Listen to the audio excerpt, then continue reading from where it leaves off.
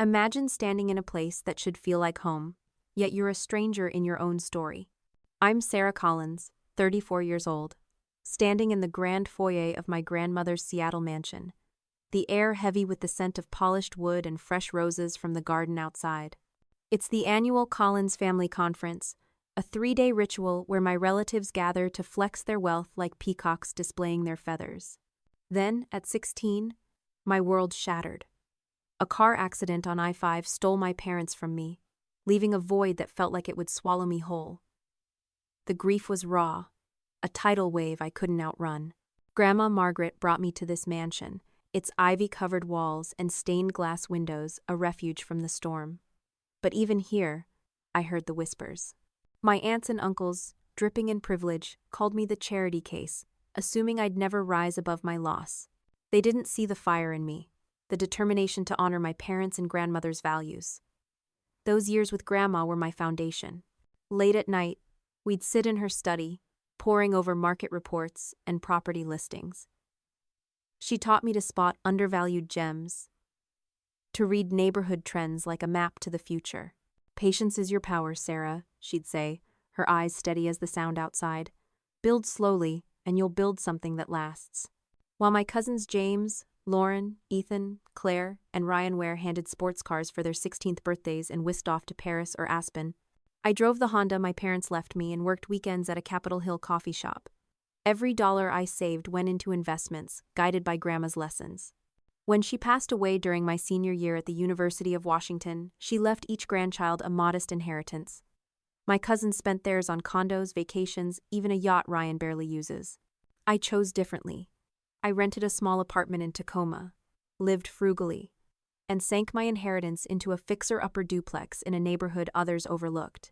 That was my first step, the seed of an empire they never suspected. Last year, I started something new, a charity run in Tacoma, to raise funds for local kids' education.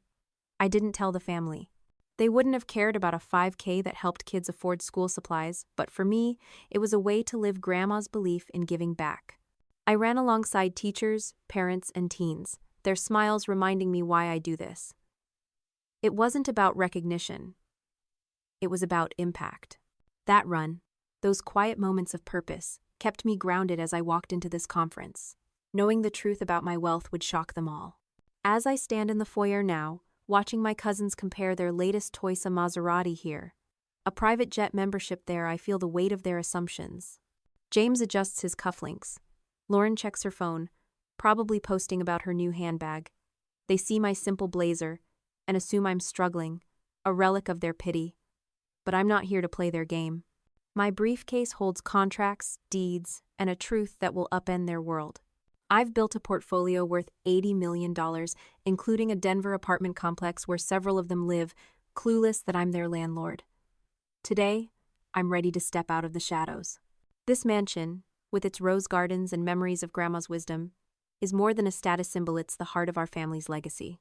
Uncle David, the self-appointed patriarch, wants to sell it for condos, erasing everything Grandma stood for. I won't let that happen. My heart races, not with fear, but with resolve. I think of all of you out there, maybe feeling underestimated in your own lives. Have you ever stood in a room where no one saw your worth, but you knew you were building something extraordinary? That's where I am, holding my head high, ready to show them who I really am. Stick with me, friends, because this story's just getting started. Share your own moments of being underestimated in the comments. I'd love to hear how you're proving them wrong. My cousins glide through the room, their designer suits crisp, their luxury watches catching the light of the crystal chandeliers. Diamonds sparkle on their fingers, and their laughter carries the confidence of people who've never doubted their place in the world. Then there's me, simple gray blazer from Nordstrom Rack, a silver necklace that once hung around my mother's neck, my only adornment. My 12-year-old Honda Civic sits outside, parked awkwardly between a Porsche and an Audi, like it wandered into the wrong zip code. To them, I'm the poor cousin, the family footnote, the one they pity with sideways glances and hushed whispers. But they don't know what's in my leather briefcase today. They don't know the empire I've built, brick by patient brick, over the last decade. For 10 years, I've sat through these conferences, swallowing their condescension while quietly crafting a legacy that would make my grandmother, Margaret, proud.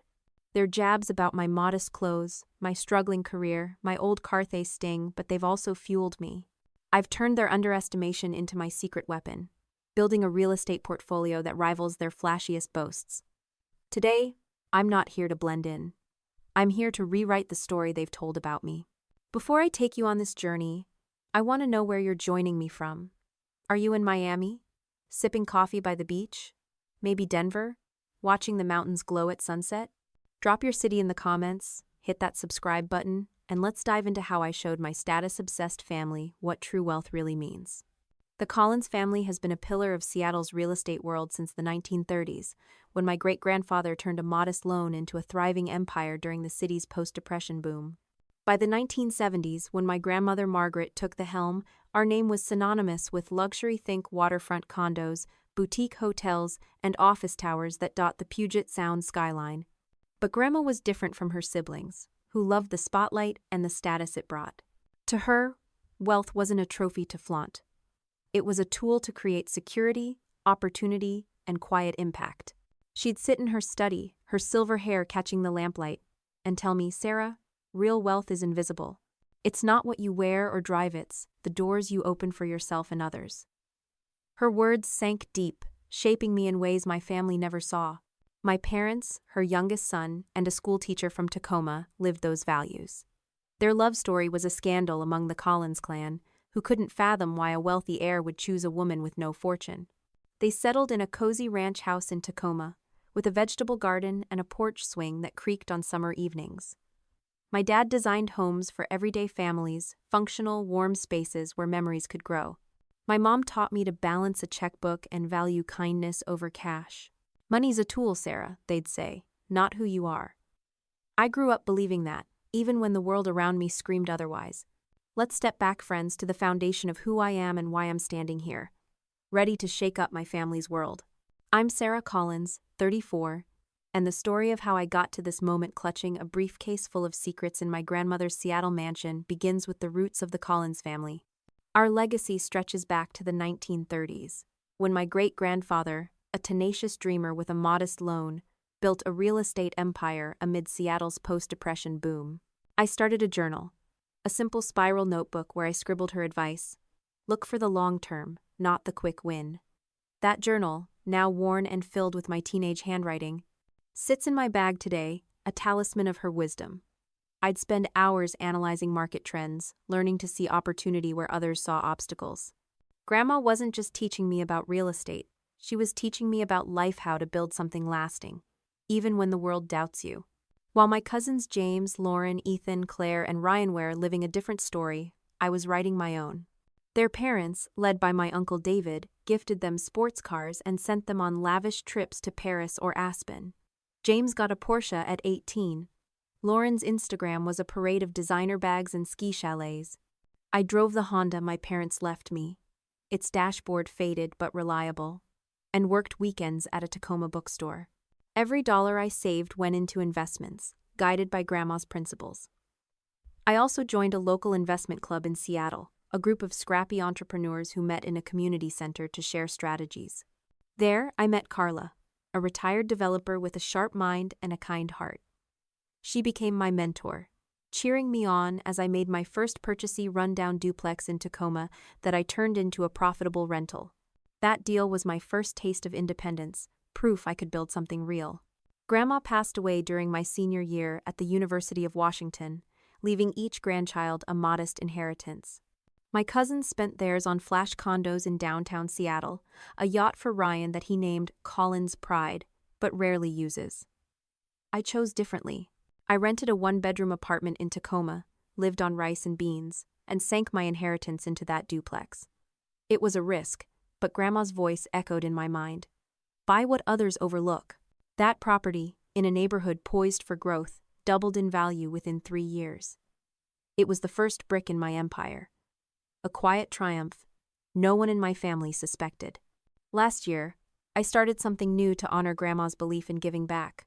I launched a financial literacy program for Tacoma teens, teaching them to budget, save, and dream big. It wasn't glamorous, no red carpets or press releases, but standing in a community center, watching a shy 15-year-old grasp the power of compound interest, felt like magic. My family didn't know about it. They wouldn't have cared. They were too busy comparing their latest purchases at this very conference, where I stand now, feeling like an outsider in my own bloodline.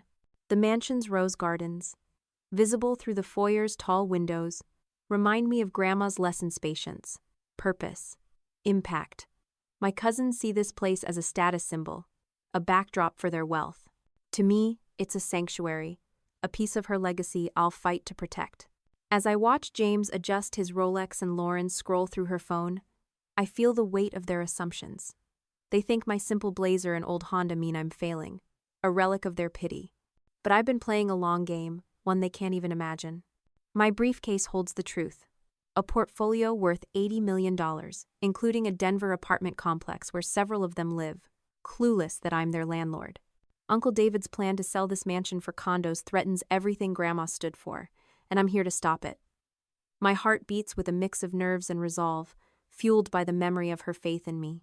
Have you ever had someone see your potential when no one else did?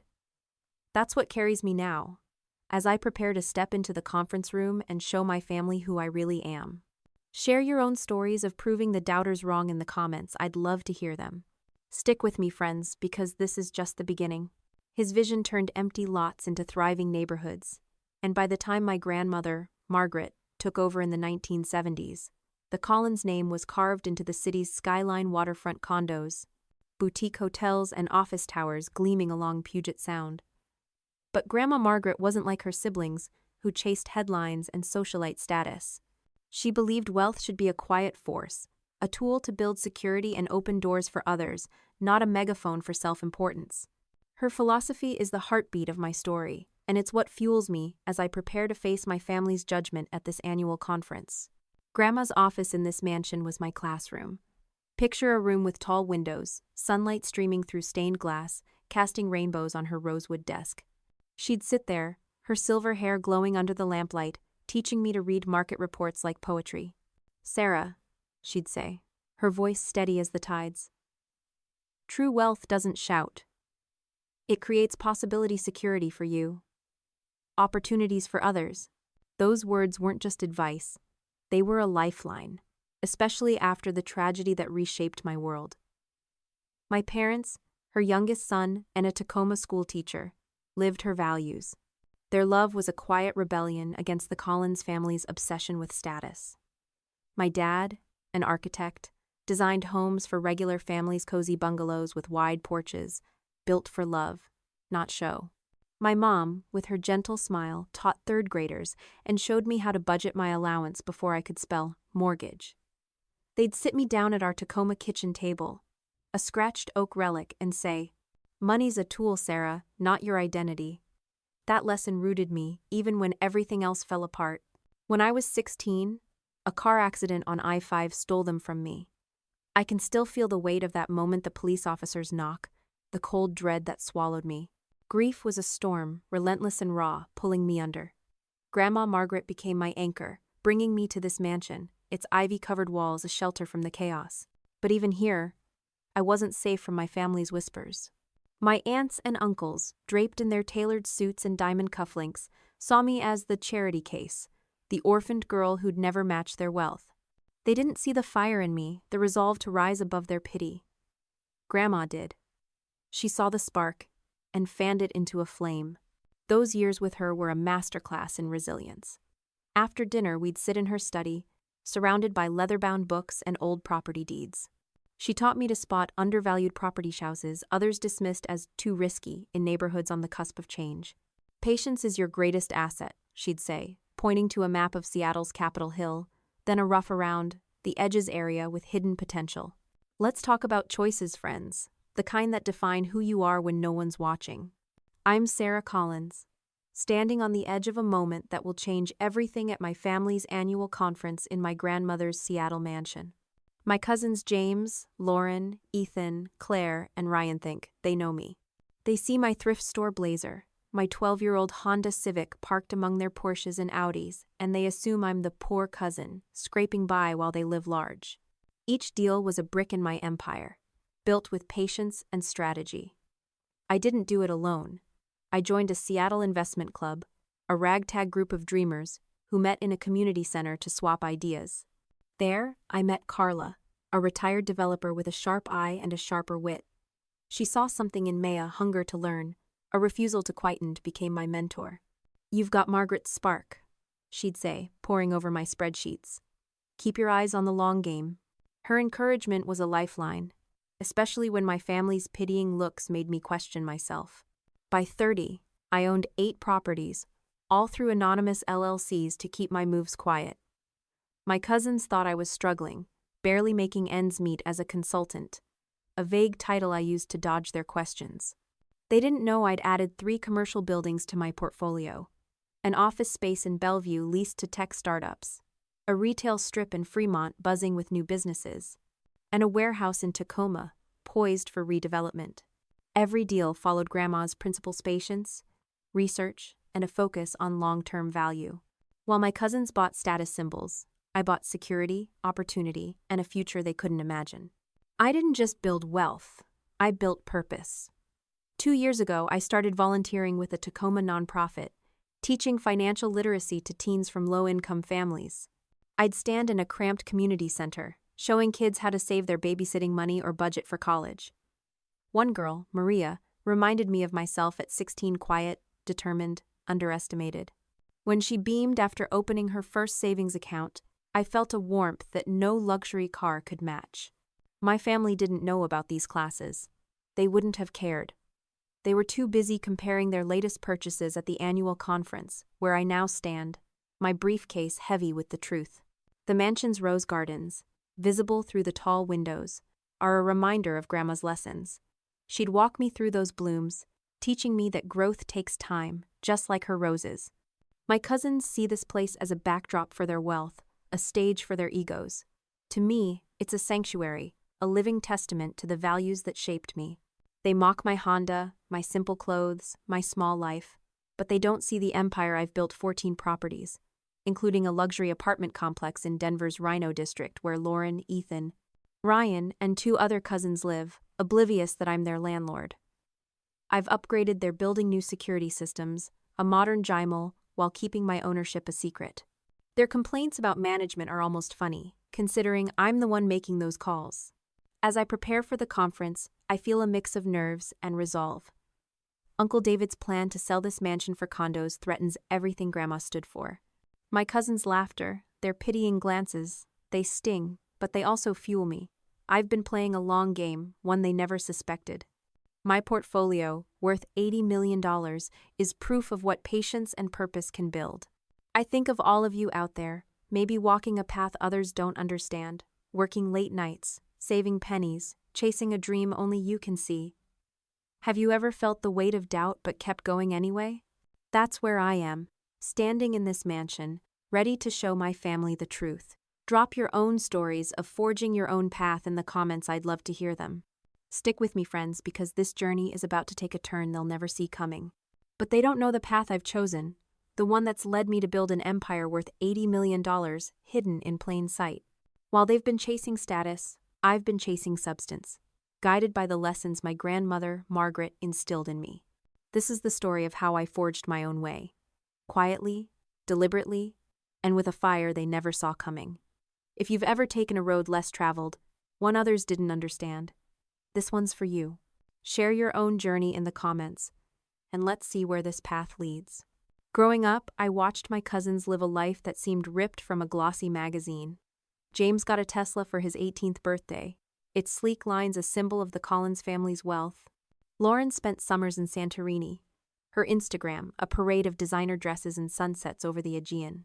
Ethan, Claire, and Ryan were no different: private schools, ski trips to Aspen, and wardrobes that cost more than my yearly rent. Their parents, led by my Uncle David, believed in conspicuous consumption, in flashing the Collins name like a neon sign. Me? I chose a different path, one rooted in the quiet wisdom of Grandma Margaret. She taught me that wealth isn't about what you show, it's about what you build. "Sarah," she'd say, her voice warm as the Seattle summer, "the loudest displays often hide the emptiest vaults." Her words were my compass, guiding me through a world that valued flash over foundation. When Grandma passed away during my senior year at the University of Washington, she left each grandchild a modest inheritance, $50,000, a drop in the bucket for a family like ours. My cousins spent theirs like it was pocket change. James bought a condo in downtown Seattle, all glass and steel, perfect for his ego. Lauren splurged on a month-long trip to Bali, posting photos of infinity pools. Ryan, ever the showman, bought a yacht he named Collins Pride. Though it spends more time docked than sailing, I looked at that money and saw opportunity, not extravagance. I rented a one-bedroom apartment in Tacoma, a no-frills place with creaky floors and a view of a parking lot. I lived on instant noodles and secondhand furniture, pouring every spare dollar into my first investment. A rundown duplex in a Tacoma neighborhood others called risky. Grandma's voice echoed in my mind. Buy what others overlook. That duplex, with its peeling paint and cracked windows, was my first step towards something bigger. That purchase wasn't just a financial move, it was a declaration. I lived in one unit, fixed it up with my own hands, and rented out the other. The rent covered my mortgage, and within 3 years, the neighborhood's value soared as new cafes and tech startups moved in. I sold the duplex for nearly double my investment, rolling the profits into 2 more properties, a triplex in Seattle's Fremont and a small apartment building in Capitol Hill.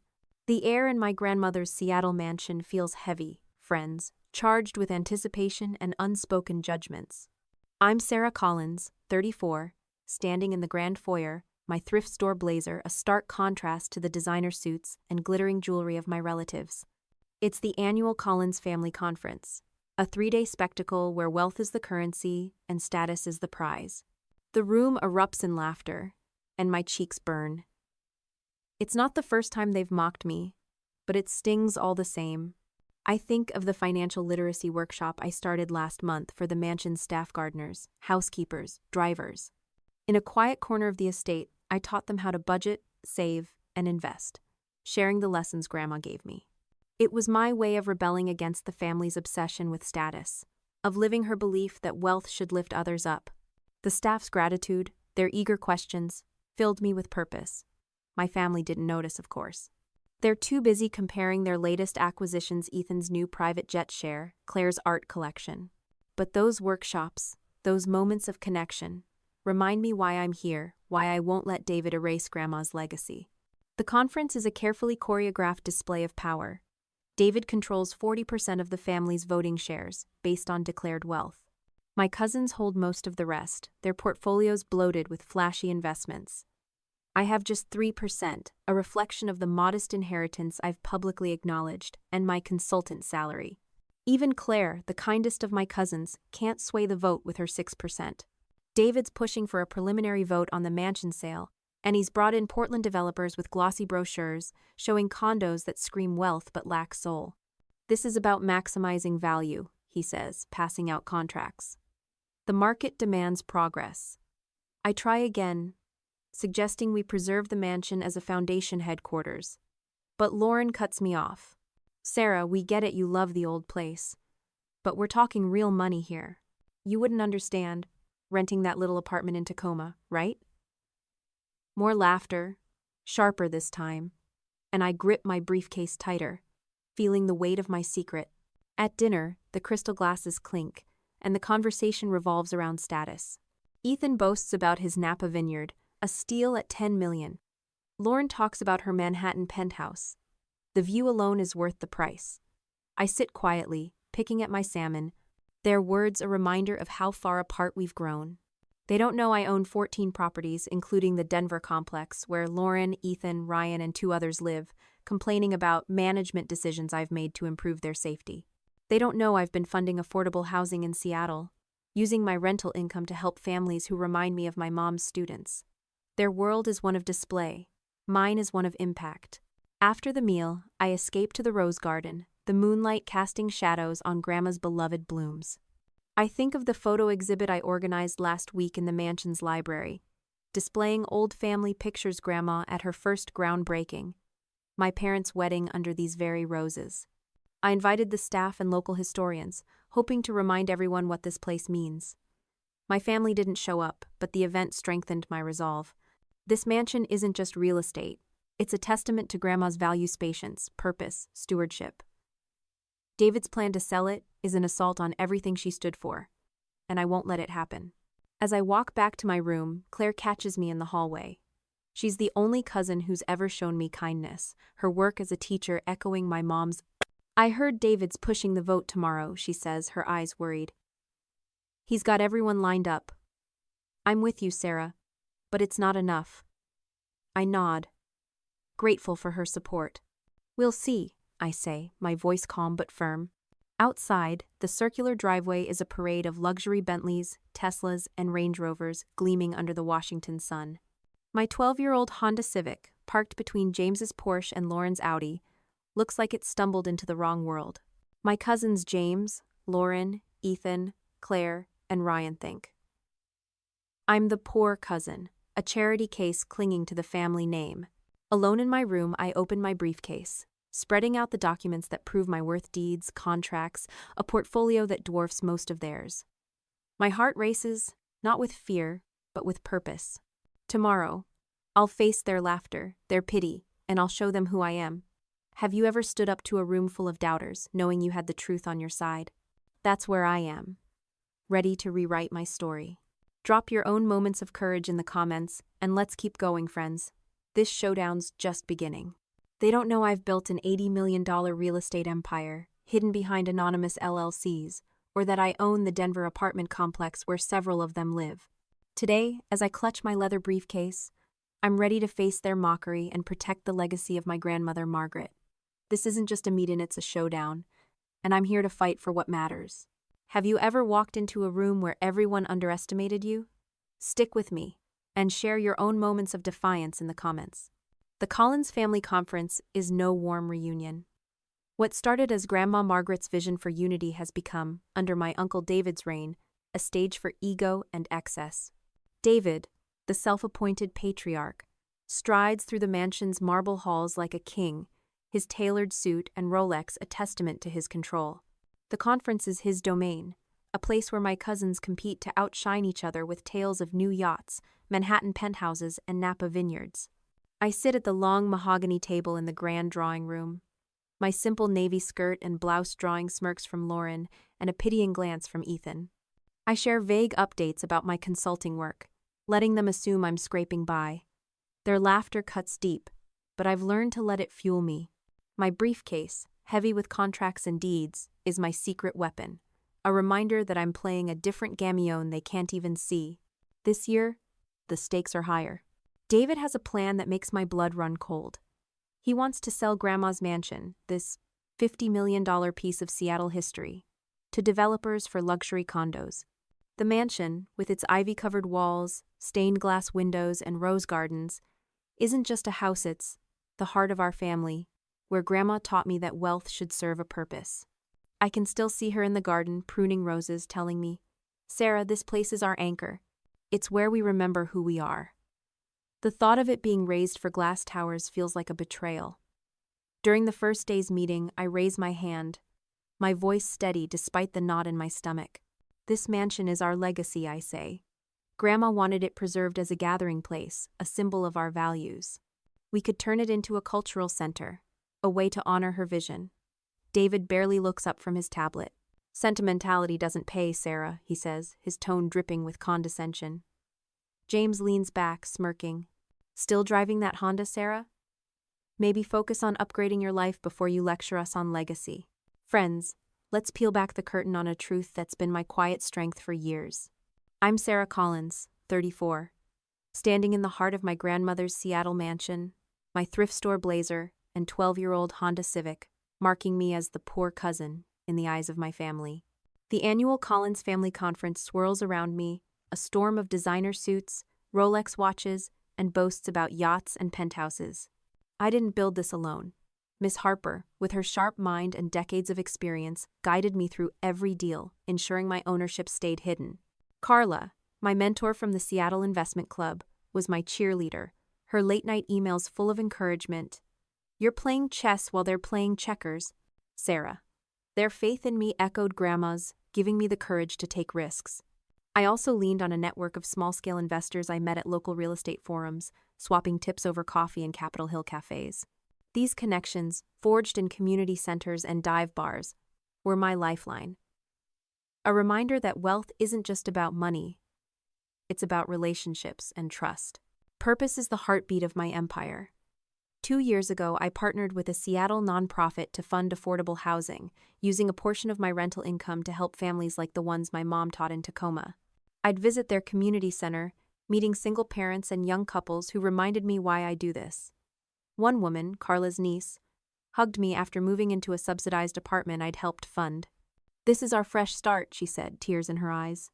That moment, more than any deal, felt like true wealth. My family doesn't know about this work. They wouldn't care.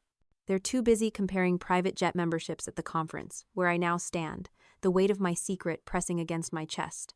Last month, I launched a new Initiativa mentorship program for young women in Seattle, teaching them real estate basics and financial planning. I held the first session in a Tacoma library, watching a dozen nervous faces light up as we talked about mortgages and market trends. One girl, Aisha, stayed late, her notebook filled with questions. "I want to be like you," she said, and I felt Grandma's presence, her lessons living on. These efforts, quiet and unseen, are as much a part of my empire as the properties I own. They're my rebellion against the Collins family's obsession with status, a way to honor Grandma's belief that wealth should serve a greater good. The conference is a stark contrast. Last night, James bragged about his new Maserati, a limited edition, worth every penny. Lauren showed off photos of her Manhattan penthouse. The views to die for. I sat silently, my salmon growing cold, their words a reminder of our different worlds. They don't know I've been funding affordable housing or mentoring young women. They don't know I own the Denver complex they live in, or that my portfolio dwarfs most of theirs. Their laughter at my small life stings, but it also strengthens my resolve. Uncle David's plan to sell this mansion for condos threatens everything Grandma stood for, and I'm here to stop it. As I walk through the mansion's rose gardens, the scent of blooms grounding me, I think of Grandma's lessons: patience, purpose, impact. My briefcase holds the truth, deeds, contracts, a portfolio that proves what I've built. I'm not here to gloat, but to protect this place and the values it represents. My heart races, a mix of nerves and determination. I think of all of you out there, maybe building something others don't see: a business, a dream, a legacy. Have you ever worked in the shadows knowing your moment would come? That's where I am, ready to step into the light.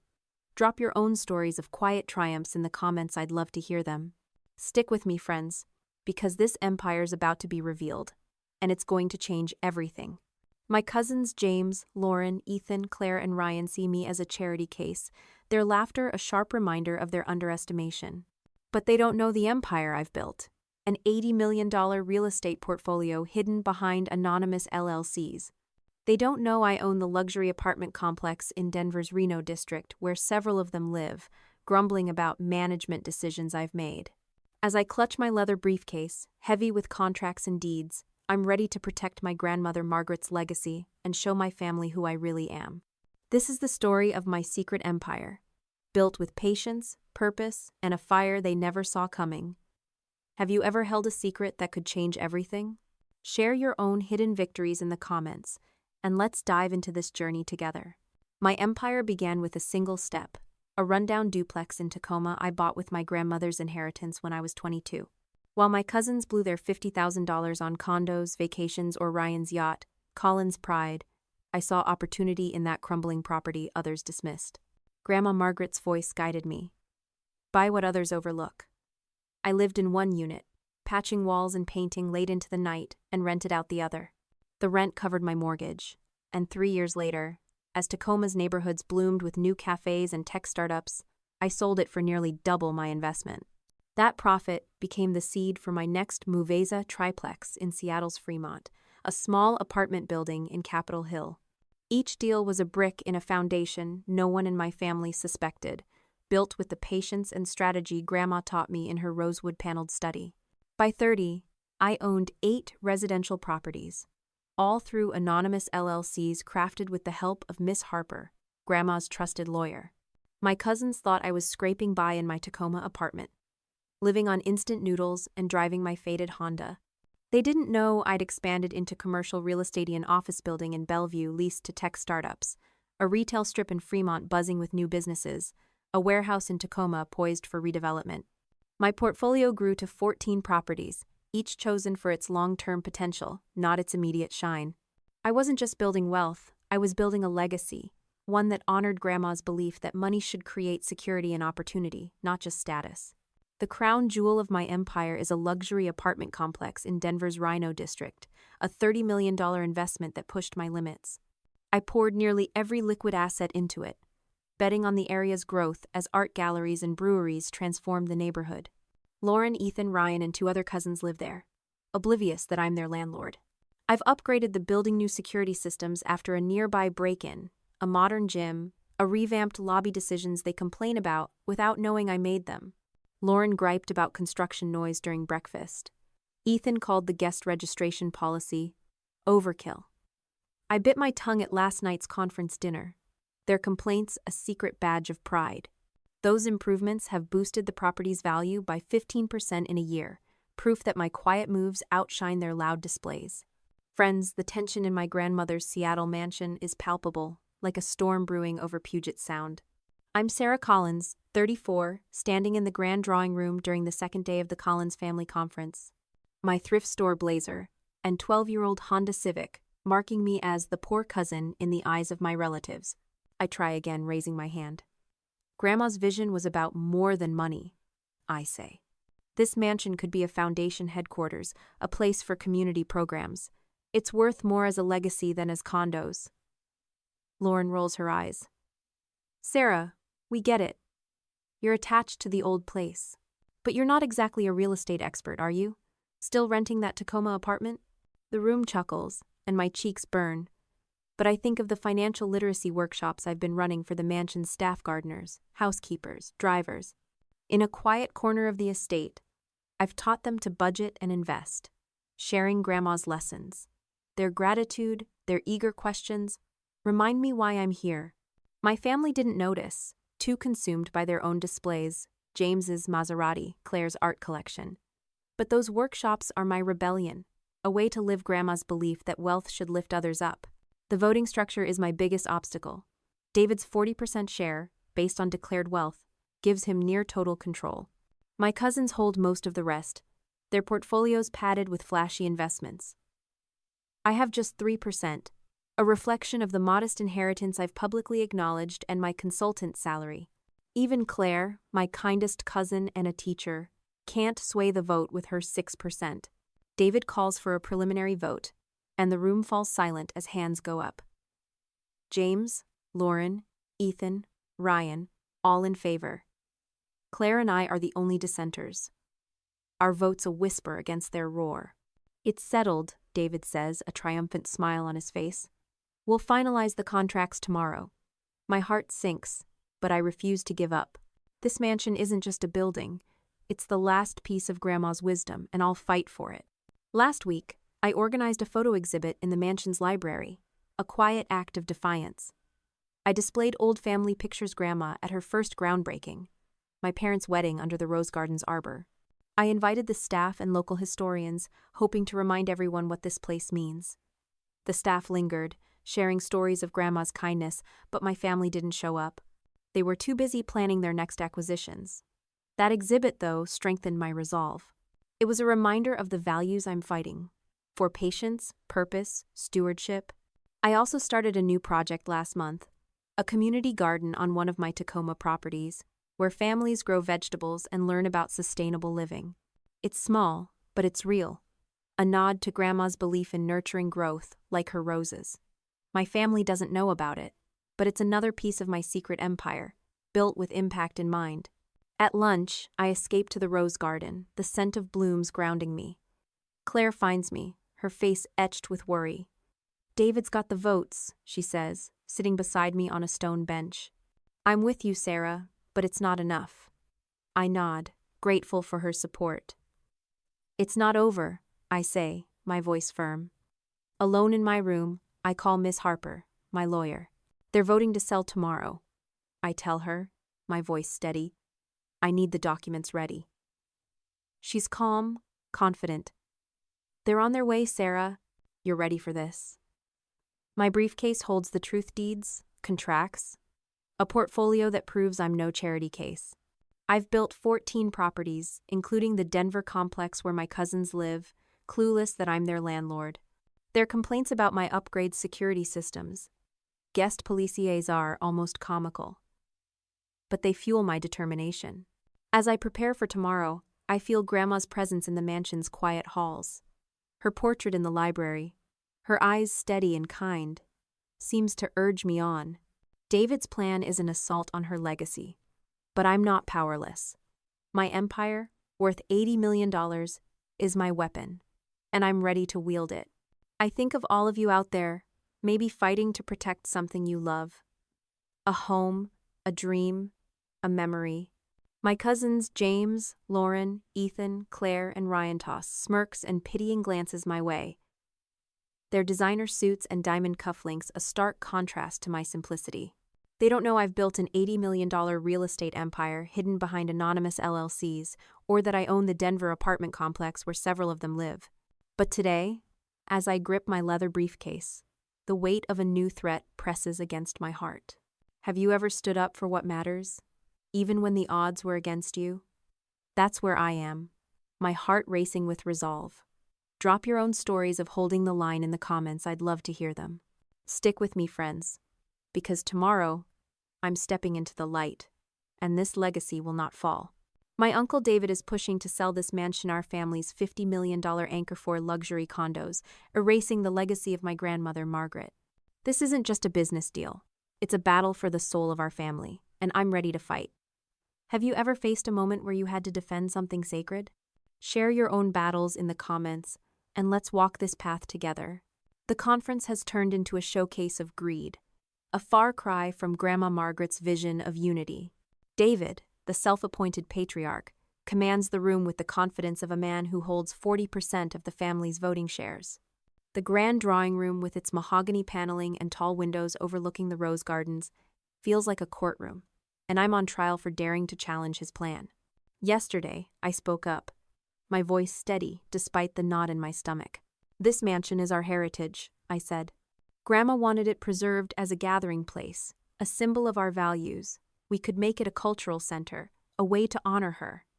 David dismissed me with a wave of his hand. Sarah, sentimentality doesn't pay dividends, he said, his tone sharp as a blade. James leaned back, smirking. Still driving that Honda, Sarah? Maybe leave the big decisions to us. The laughter that followed cut deep, but I held my ground, knowing the truth in my briefcase could change everything. David's proposal is a betrayal of everything Grandma stood for. This mansion, with its ivy-covered walls and stained glass windows, isn't just real estate, it's a testament to her belief that wealth should serve a purpose. I can still see her in the rose garden, her hands gentle on the blooms, telling me, Sarah, this place is our anchor. It holds our history, our values. The thought of it being demolished for glass towers, sterile and soulless, makes my chest ache. During the morning session, David unveils his plan with a slick presentation, projecting images of modern condos onto a screen where family portraits once hung. This land is worth $50 million, he says, his voice smooth as silk. The developers from Portland are offering a deal that will benefit us all. He passes out glossy brochures, and my cousins nod eagerly, their eyes gleaming with dollar signs. Lauren flips through the pages, murmuring about the potential profits. Ethan whispers to Ryan about splitting the proceeds for a new vineyard. I sit silently, my heart pounding, knowing I have to stop this. Friends, the air in my grandmother's Seattle mansion crackles with unspoken tension, like the calm before a storm breaks over Puget Sound. I'm Sarah Collins, 34, standing in the grand drawing room on the final day of the Collins family conference. My thrift store blazer and 12-year-old Honda Civic branding me as the poor cousin in the eyes of my relatives. I distribute copies of my financial statement, the pages detailing my holdings, residential buildings in Tacoma and Seattle, commercial properties in Bellevue and Fremont, and the Denver complex. You live in my building, I tell Lauren, placing the ownership deed before her. You've complained about my security upgrades, my guest policies. I'm the landlord you've been cursing. The room erupts in chaos. Ryan knocks over his coffee. Ethan sputters denials. David's face turns ashen, his fingers gripping my documents. This is impossible, he says. That complex cost $30 million. Exactly, I reply. I've built this over 10 years, following Grandma's principles: patience, strategy, purpose. The truth lands like a thunderclap, shattering their assumptions. I'm no longer the footnote. I'm a force. But I'm not done. David tries to regain control, his voice tight. Even if this is true, it doesn't change the vote. Your 3% share is irrelevant. I pull out another document. The incorporation papers for Margaret's Vision Fund. A trust I established this morning. Actually, I say, there's been a change. I've transferred my holdings to this trust, which has acquired a 30% stake in Collins Family Holdings through proxy purchases. The room falls silent, the implications sinking in. My 33% share, 3% personal, 30% through the trust gives me enough power to block the mansion sale. David's face drains of color. You couldn't have, he whispers. We would have known. I meet his gaze. You were too busy underestimating me to notice. Claire breaks the silence with a slow, appreciative clap, her eyes shining. Well played, Sarah. Grandma would be proud. James, red-faced, pushes back his chair. This is a trick, he snaps. You've contributed nothing for years. I fix him with a steady look. I've been building, James, while you've been showing off. I'm not taking control. I'm saving Grandma's legacy from those who've forgotten what it means. The words hang in the air. A challenge and a promise. I return to my seat, letting them process the shift. The mansion sale is off the table, and I've announced plans for Margaret's Vision Fund, a foundation to preserve this home as a hub for community programs, education, housing, empowerment. As I stand here, the weight of their stunned faces feels less like triumph and more like clarity. I've spent years hiding, partly to avoid their interference, partly to shield myself from their judgment. But today, I've claimed my place, not for their approval, but for Grandma's memory. The rose gardens outside, blooming under the Seattle sky, seem to nod in approval. I think of all of you out there, maybe holding a truth you're ready to reveal, a talent, a dream, a victory. Have you ever stepped into your power, knowing it would change everything? That's where I am, my heart steady, my purpose clear. Drop your own stories of standing tall in the comments. I'd love to hear them. Stick with me, friends, because this moment is just the beginning, and the legacy we're building is unstoppable.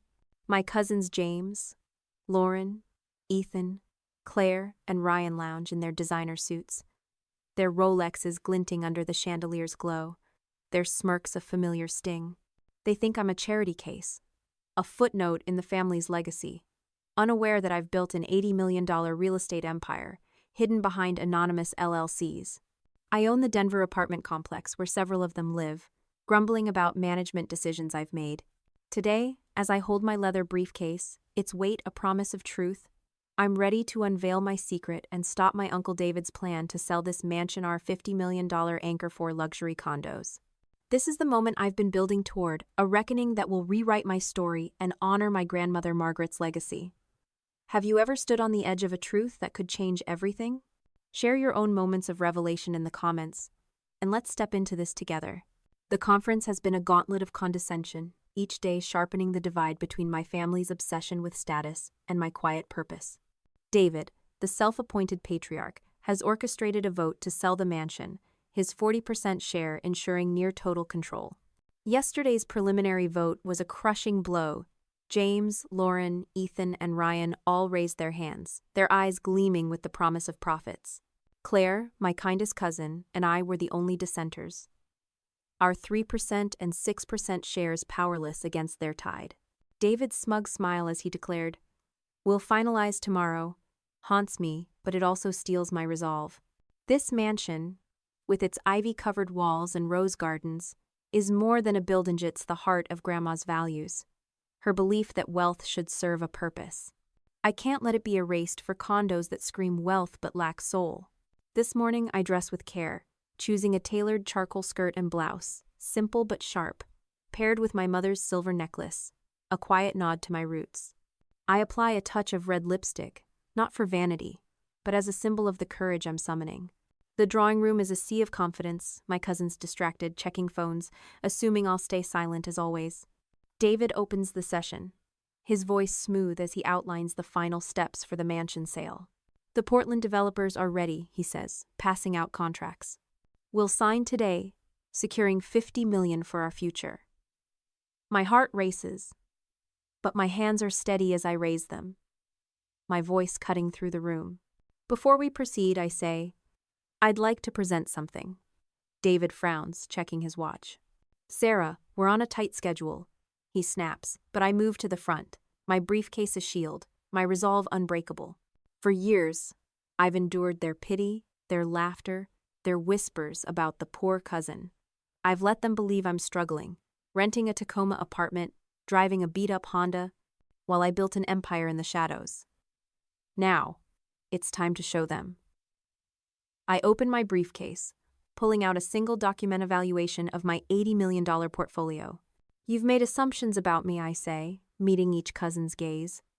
You've called me the charity case, mocked my car, my clothes, my life. Today, I'm setting the record straight. I hand the document to David's assistant, instructing her to project it on the screen. As the numbers flash 14 properties, $80 million, a stunned silence falls. James's jaw drops. Lauren's phone slips from her hand. Ethan mutters, "This can't be right." I smile, calm but unyielding. No mistake, I say. While you've been buying status, I've been building wealth. Friends, the dust is settling in my grandmother's Seattle mansion, but the air still hums with the aftershocks of truth. I'm Sarah Collins, 34, standing in the quiet of the rose garden, the scent of blooms grounding me after the storm of the Collins family conference. Yesterday, I unveiled my $80 million real estate empire, hidden behind anonymous LLCs, and stopped my Uncle David's plan to sell this $50 million mansion for luxury condos. Claire was different. My kindest cousin, a teacher who shared my mom's heart, sought me out in the garden, her eyes warm with sincerity. "I'm so proud of you," she said, sitting beside me on a stone bench. "I always knew you were more than they thought." Her support during the conference vote against the sale, her quiet clap after my reveal had been a lifeline. Over coffee in Tacoma last week, we talked about our shared values, her work with students mirroring my financial literacy programs. "Let's build something together," she suggested, her smile genuine. "Maybe a scholarship fund through your foundation." I nodded, feeling a spark of hope. Claire wasn't chasing my money. She was chasing purpose, and that made her an ally I could trust. Our bond, rooted in authenticity, became a cornerstone in this shifting family landscape. To navigate this new dynamic, I started a new initiative, a series of investment workshops at the mansion, open to the community and select family members. Last week, I held the first session in the library, teaching Seattle locals and a few curious staff about real estate basics. Claire joined, bringing 2 of her teacher friends, their questions sparking lively discussions. Ethan showed up, his presence a surprise, but his guarded demeanor suggested he was testing the waters, not embracing change. The workshops are my way of extending Grandma's lessons, fostering collaboration without compromising my values. They're also a filter, revealing who's willing to engage with purpose over profit. The community's enthusiasm, parents, young professionals, even a retiree named Doris who wants to invest her savings, reminds me why I'm here. This mansion, once at risk, is becoming a hub for growth, just as I'd dreamed. The shift in dynamics isn't all smooth. At a family dinner last night, old patterns resurfaced. Lauren made a pointed comment about my outdated Honda, her laugh brittle when no one joined in. James steered the conversation to his latest deal, ignoring my foundation plans. Their discomfort is palpable. They're used to defining me as less, and my power unsettles them. I feel the weight of their past judgments, the years of being dismissed as the charity case. But I also feel Grandma's strength, her voice urging me to focus on what matters. I choose forgiveness where it's earned Claire's sincerity, the staff's loyalty, but maintain boundaries with those who see me as a means to an end. David's invitations, Lauren's flattery, James's pitches, their tests, I pass by staying true to myself. The mansion itself is transforming, a symbol of this new chapter. Margaret's vision fund is taking shape, with plans to make this home a center for education and housing initiatives. I've hired a local historian to document its story, ensuring Grandma's legacy endures. Walking through its halls, I feel her presence in the rosewood paneling, the stained glass windows casting rainbows on the floor. The rose garden, where I sit now, is a reminder of her lessons. Growth takes time, but it's worth it. I think of my financial literacy programs, my community garden in Tacoma, my mentorship for young women. These are the threads of my empire, woven with purpose, not pride. As I navigate this new dynamic, I'm learning who my family can be. Claire's alliance, the staff's warmth, even the tentative steps of a few cousins, these are the relationships I'll nurture. Others, like David's calculated charm or Lauren's opportunism, I'll keep at arm's length, offering courtesy but not trust. This isn't about revenge, it's about authenticity, about building a family defined by shared values, not shared wealth. My cousins James, Lauren, Ethan, Claire, and Ryanance mocked me as the poor cousin, their designer suits and Rolexes a stark contrast to my thrift store blazer and 12-year-old Honda Civic. They didn't know I owned the Denver apartment complex where several of them live, or that I'd secured a 33% stake in our family holdings through Margaret's Vision Fund. Now, their stunned faces and shifting attitudes mark a new chapter, one where I'm no longer a footnote but a force. I think of all of you out there, maybe redefining your own circle scoozing, who lifts you up, who aligns with your truth. Have you ever had to redraw the lines of family or friendship? That's where I am, my heart steady, my path clear. Drop your own stories of forging new bonds in the comments. I'd love to hear them. Stick with me, friends, because this new dynamic is just the start, and the legacy we're building is unstoppable. This isn't just about wealth, it's about redefining family, choosing who to trust, and honoring my grandmother Margaret's legacy. Have you ever had to rebuild relationships after proving your worth? Share your own stories of navigating change in the comments, and let's explore this new dynamic together. The conference ended in chaos, my revelation a seismic shift that left my family scrambling to adjust.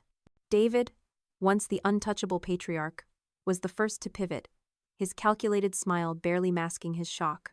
This morning, he invited me to lunch at his exclusive downtown Seattle club, a place he'd never acknowledged me before. Over white tablecloths and clinking wine glasses, he leaned forward, his voice smooth but strained. "Sarah, I underestimated you," he admitted, studying me like a puzzle he couldn't solve. "Perhaps we've all been blinded by appearances." His words were an olive branch, but they came with strings proposals to combine our influence and leverage the Collins name. I sipped my water, seeing through his charm. He still didn't grasp the difference between his hunger for status and my commitment to Grandma's values. "Any collaboration," I said evenly, "would need to align with responsible stewardship, not just profit." His nod was polite, but his eyes betrayed frustration. David wanted my wealth, not my principles, and I wasn't here to play his game. Lauren was next, her approach more transparent. She cornered me in the mansion's library, her designer heels clicking on the hardwood. "Sarah, I had no idea," she gushed, her smile too bright. "We should totally grab coffee and Denver talk business, you know." Her sudden interest was as predictable as her Instagram posts. A bid to cozy up to my newfound power. I remembered her smirks, her jabs about my little Tacoma apartment, and kept my response cool. "Maybe," I said, "but I'm focused on the foundation right now." Her face fell and I felt a pang not of guilt, but of sadness for the connection we might have had if she'd seen me sooner. James, ever the opportunist, called later, pitching a game-changing development project that reeked of his need for my capital. "We're family, Sarah," he said, his voice dripping with false warmth.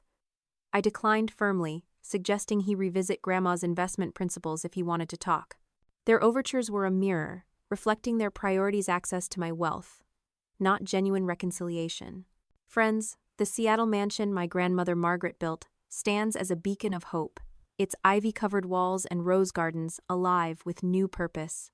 I'm Sarah Collins, 34, standing in the library where I once pored over market reports with Grandma, my thrift store blazer a quiet contrast to the opulence around me.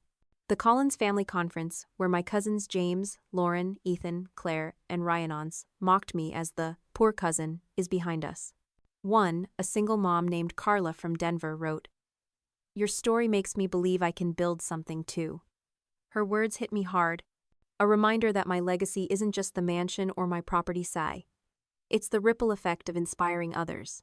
The podcast is my way of extending Grandma's rose garden, planting seeds of possibility far beyond Seattle. Claire's been a guest, sharing her work with students, and we're planning an episode with Aisha, letting her voice shine. This platform, like the foundation, is about empowerment, not ego. The mansion itself is evolving. We've restored its original features rosewood paneling, stained glass windows, while adding community spaces. The library now hosts weekly financial literacy classes, and the ballroom is booked for local nonprofits. I've hired a Tacoma artist to create a mural in the garden, depicting Grandma's roses intertwined with Seattle's skyline, a symbol of growth and resilience. Walking through these halls, I feel Grandma's presence, her steady gaze urging me on. She taught me that legacy isn't about what you leave behind, it's about what you set in motion. My financial literacy programs, community garden, and mentorship for young women are all part of that motion, each initiative a brick in a foundation that will outlast me. Navigating family remains complex. Claire is a steadfast partner, co-planning foundation projects like a summer camp for at-risk youth. David, Lauren, and James, though, are slower to change.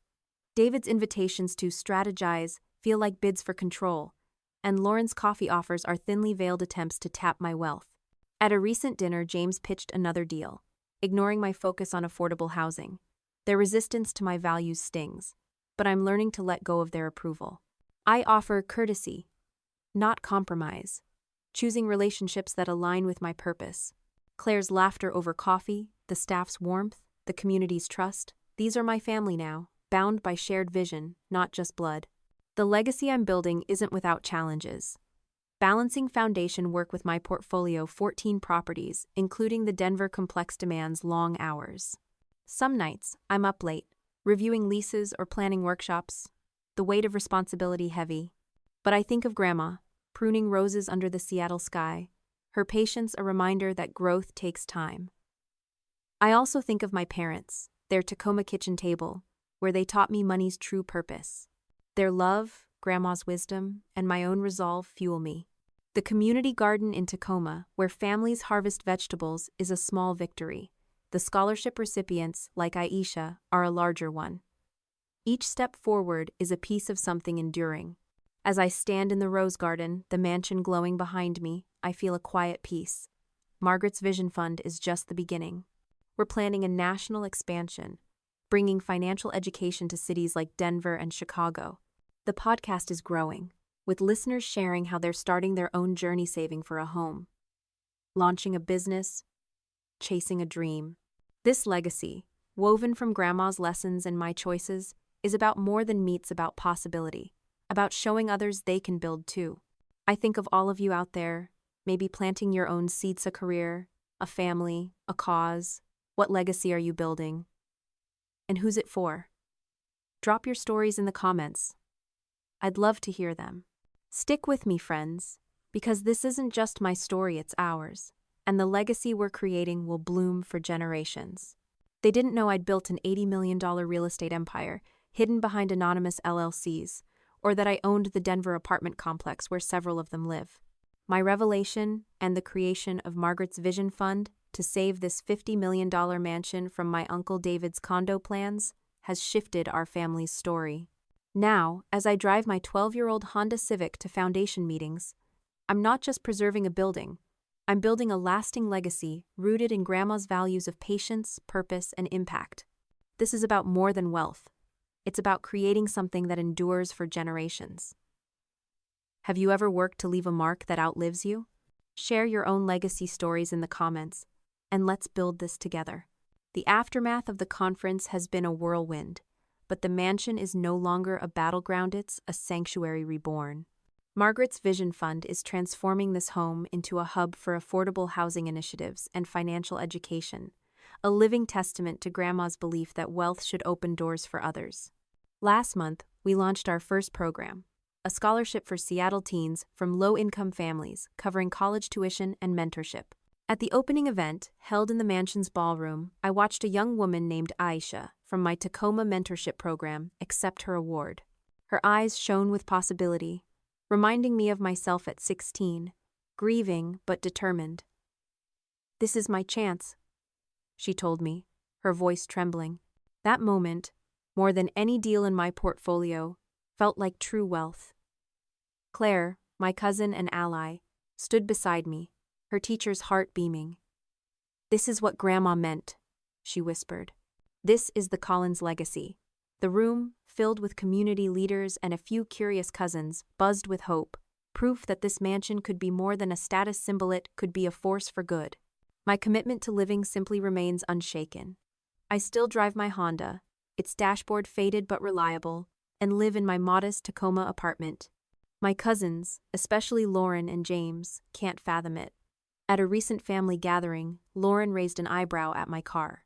"You could afford a Tesla now, Sarah," she said, her tone half joking, half baffled. I smiled, unfazed. "This suits me," I replied. "Freedom isn't about what you drive, it's about choices. My lifestyle isn't a limitation. It's a deliberate act, a way to stay grounded in Grandma's lessons. I don't need flash to feel secure. I have my empire, my purpose, and the knowledge that every dollar I earn serves a greater good." The mansion, once at risk, now hosts workshops where I teach real estate basics to Seattle locals, from single parents to retirees like Doris, who's investing her savings for her grandkids. These moments, small but profound, are the threads of my legacy. Last week, I launched a podcast, Roots of Wealth, to share Grandma's principles with a wider audience. Recorded in the mansion's library, each episode dives into patient investing, community impact, and living authentically. The first episode, about my journey from poor cousin to empire builder, struck a chord. Listeners from Miami to Chicago flooded the comments with their own stories of being underestimated. Friends, I'm standing in the rose garden of my grandmother's Seattle mansion, the soft hum of bees and the scent of blooms wrapping me in a quiet embrace. It's a crisp morning, the Puget Sound shimmering in the distance, and I'm Sarah Collins, 34, no longer the poor cousin my family once dismissed. The Collins Family Conference, where my cousins James, Lauren, Ethan, Claire, and Ryan mocked my thrift store blazer and 12-year-old Honda Civic, feels like a lifetime ago. A single mom named Carla wrote, "You showed me I can dream bigger." Her words are my fuel, proof that legacy is about lifting others as you rise. Integrity is the foundation of everything I've built. Grandma taught me that wealth without values is a burden, a lesson my cousins have yet to learn. David's calculated offers, Lauren's flattery, James's pitches. They're drawn to my money, not my mission. At a recent dinner, Lauren joked about my old car, her smile faltering when I didn't react. James ignored my foundation updates, steering the conversation to his latest deal. Their resistance hurts, but I've learned to choose relationships that align with my truth. Claire's partnership, the staff's loyalty, the community's trust, these are my anchors. I forgive where it's earned, but I guard my heart, knowing integrity means staying true to my path, even when it's lonely. Have you ever had to walk away from those who don't see your vision? It's hard, but it's how you build something real. The mansion, once at risk, is now a living legacy. We've restored its rosewood paneling and stained glass windows, added community spaces, and commissioned a mural of Grandma's roses entwined with Seattle's skyline. The library hosts weekly classes, the garden welcomes families, and the ballroom buzzes with events. Last month, we launched a national expansion plan for the foundation, bringing financial education to Denver and Chicago. Aisha, a scholarship recipient, will speak at our first Denver event. Her voice a testament to what's possible. These steps, big and small, are my roses nurtured with care, blooming for others. I think of my parents, their Tacoma kitchen table where they taught me money's purpose, and Grandma, her steady hands guiding me. Their love is woven into every choice I make. As I sit on a stone bench, the mansion glowing behind me, I feel a profound peace. This journey from grief to triumph, from silence to strength, has taught me that legacy isn't about what you own, but what you inspire. My empire, my foundation, my podcast, they're tools to show others they can build too. I think of Jamal's laughter, Aisha's dreams, Carla's courage. They're my legacy, as much as the mansion or my properties. And I think of you, out there, maybe planting your own seeds, a business, a family, a cause. What lessons guide you, and what will you leave behind? The roses around me whisper Grandma's truth. Growth takes time, but it endures. I've invited the community to a spring festival here, a chance to plant, learn, and dream together. Will you join us? In spirit or in person? Drop your own lessons and legacies in the comments. I'd love to hear them. Hit that like button if this journey of authenticity and purpose resonates, and subscribe for more stories of finding strength when others doubt you. Stick with me, friends, because this isn't the end, it's a beginning. The garden is blooming, and our legacies are just taking root. They didn't know I'd built an $80 million real estate empire, hidden behind anonymous LLCs, or that I owned the Denver apartment complex where several of them lived. My revelation, and the creation of Margaret's vision fund to save this $50 million mansion from my Uncle David's condo plans, changed everything. Now, as I walk these gardens, I'm reflecting on the lessons that have shaped me. Lessons rooted in my grandmother Margaret's wisdom and my own journey of authenticity. This isn't just my story, it's a call to build your own legacy, one grounded in purpose over pride. What lessons have guided your path? Share them in the comments, and let's close this chapter together. The roses around me, vibrant reds and soft pinks, are Grandma's legacy as much as the mansion itself. She'd tend them with care, teaching me that growth takes time, patience, and a steady hand. Wealth is like these roses, Sarah, she'd say, her voice warm as the Seattle sun. It's not about showing off, it's about nurturing something that lasts. Those words carried me through years of doubt when my cousin's laughter and my family's pity threatened to dim my fire. They saw my simple life, my Tacoma apartment, my faded Honda, and assumed I was failing. They didn't see the empire I was building, the 14 properties that spanned Seattle, Tacoma, and Denver, or the purpose that drove me: financial literacy programs, a community garden, mentorship for young women. My revelation at the conference wasn't about proving them wrong. It was about proving Grandma right, about showing that wealth is a tool, not an identity. Authenticity has been my greatest lesson. For years, I hid my success, partly to avoid my family's interference, partly because I craved their approval. I let them define me as the charity case, hoping one day they'd see my worth. But standing in that drawing room, unveiling my $80 million portfolio and Margaret's vision fund, I realized their validation was a hollow prize. What mattered was staying true to myself, to Grandma's values, to my parents' love, to the quiet strength that carried me through loss and doubt. When I stopped seeking their applause, I found freedom. I still drive my Honda, not because I can't afford a Tesla, but because it's my choice, a reminder that my worth isn't tied to appearances. Have you ever let go of someone's expectations to embrace your own truth? That's where peace lives, and it's a lesson I carry into every decision. Purpose is the heartbeat of my legacy. Margaret's Vision Fund has turned the mansion into a hub for change scholarships for Seattle teens, financial literacy workshops, community events that fill the ballroom with laughter and hope. Last week, we hosted a family day, inviting Tacoma families to plant in the garden and learn about sustainable living. A boy named Jamal, whose mom I met through my nonprofit, ran through the roses, his joy a mirror of my own childhood here. Claire, my cousin and ally, helped organize it, her teacher's heart shining as she taught kids about composting. Even Ethan showed up, quieter than usual, his presence a tentative step toward connection. These moments, where community and family intersect, are what Grandma meant when she spoke of wealth's true purpose: creating security, opportunity, and impact. My podcast, Roots of Wealth, extends that purpose, sharing stories of resilience from listeners in Miami, Chicago, and beyond. Friends, as I stand in the rose garden of my grandmother's Seattle mansion, the soft rustle of leaves and the scent of blooming roses weave a tapestry of memory and meaning. I'm Sarah Collins, 34, and my journey from the poor cousin mocked at the Collins family conference to the architect of an $80 million real estate empire has been one of resilience, authenticity, and purpose. The annual family conference was where the divide between us grew sharpest. David, holding 40% of the voting shares, turned Grandma's vision of unity into a stage for ego, where my cousins boasted of Maseratis and Manhattan penthouses. My 3% share and vague consultant updates drew laughter. James's smirks, Lauren's eye rolls, Ethan's pitying glances. But the real blow came when David proposed selling the mansion, this $50 million heart of our legacy, for luxury condos. The thought of its rose gardens and stained glass windows replaced by glass towers was a betrayal I couldn't accept. I spoke up, proposing a cultural center, but David dismissed me. "Sentimentality doesn't pay, Sarah," he said, and my cousin's laughter echoed. Yet, in the quiet of the rose garden, bolstered by my photo exhibit for the staff and community workshops, I found strength. My briefcase held the truth deeds, contracts, an empire, and I was ready to fight. The final day was my reckoning. As David pushed for the sale, I stood, my voice steady, and revealed my $80 million portfolio. The room fell silent as I showed them the Denver complex deed, declaring, "You're my tenants."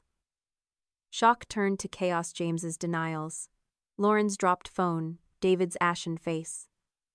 But I wasn't done. Through Margaret's Vision Fund, I'd secured a 30% stake in our holdings, giving me 33% voting power to block the sale. Claire's clap, her eyes shining, was my anchor. "Grandma would be proud," she said. I wasn't seizing control. I was saving what mattered, a legacy of purpose, not profit. The mansion was safe, and my foundation would make it a hub for scholarships, workshops, and community growth. The aftermath reshaped our family. David's calculated lunch invitations, Lauren's flattery, James's pitches, they sought my wealth, not my values. I kept them at arm's length, offering courtesy but not trust. Claire, my ally, became my partner, co-planning foundation projects like a summer camp for youth. The mansion now hosts family days, financial classes, and a mural of Grandma's roses, its legacy alive in every event.